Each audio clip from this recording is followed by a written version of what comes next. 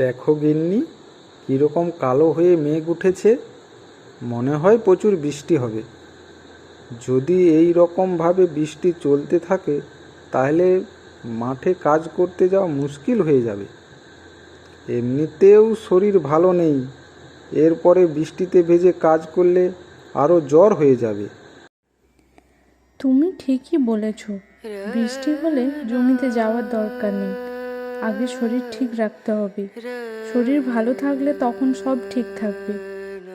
আরে আমাদের জমিদার বাবু এই কথা শুনবে না। উনি এমন কথা বলবেন যে তোমাকে বাধ্য হয়ে যেতে হবে। এই জমি যদি আমাদের হতো তাহলে কি আর আমাদের কথা শুনতে হতো? তোমাকে কতবার বলেছি ছোটোখাটো একটা ব্যবসা করতে, তুমি তো আমার কথাই শুনবে না। আর যদি আমাদের ছোট কোনো ব্যবসা থাকতো তাহলে কি তোমাকে জমিদার বাবুর কটু কথা শুনতে হতো? কিন্তু যতবার এই ব্যবসা শুরু করার সিদ্ধান্ত নিয়েছি ততবারই কিছু না কিছু বাধা এসেছে। তাছাড়া জমিদার বাবু আমাকে ব্যবসা করতে দেবে নাকি? গিন্নি, ওই সব বাদ দাও। তুমি আমার জন্য গরম গরম কিছু খাবার নিয়ে আসো। ঠিক আছে, বসো, আমি নিয়ে আসছি। আরে বিনয়, আজ গোপাল কোথায় গেল? খেতে এলো না কেন?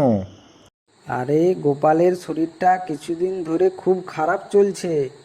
জমিতে এসে বৃষ্টিতে ভিজে আরও শরীর খারাপ করবে, তাই ছুটি নিয়েছে।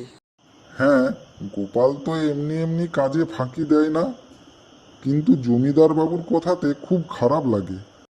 এই বৃষ্টিতে ভিজে ভিজে কাজ করা সম্ভব হয় না। কি হলো, তোমরা কাজ ছেড়ে দিয়ে গল্প করছো? না না বাবু, আমরা শুধু বলছিলাম বৃষ্টিতে মাঠে কাজ করতে খুব অসুবিধে হয়। মাস ফুরুলে বেতন নেওয়ার সময় মনে থাকে না, বৃষ্টিতেও তোমাদের কাজ করতে হবে। আমি চললাম, কাজ করো তোমরা। মা গো, আর পাচ্ছি না। এত জ্বর এসেছে যে আমি উঠতেই পারছি না। আর ওইদিকে আমার ছেলেটাও জমিতে গিয়েছে। একটু পরে মনে হয় প্রচুর বৃষ্টি আসবে। বৃষ্টিতে ভিজে ছেলেটারও যদি শরীর খারাপ হয়, কি হবে? ও গীতা দিদি, দিদি ঘরে আছো? কোথায় গেলে? ও নীলিমা, তুমি এই সময়? উপরে উঠে এসো। না না, আমি উপরে যাব না। আমি তোমাকে একটা খবর দিতে এসেছি। শুনেছো, বিনুয়ের মায়ের খুব শরীর খারাপ কাল থেকে। আমি এখন দেখতে যাব। তুমি যাবে আমার সঙ্গে? হ্যাঁ, তাই নাকি? চলো, আমি তোমার সঙ্গে যাব। কি গো জেঠিমা, তুমি এখন কেমন আছো? আমার কাছে এই ওষুধগুলো আছে, তুমি খেয়ে নাও। আরে বিনয় কোথায় গেল?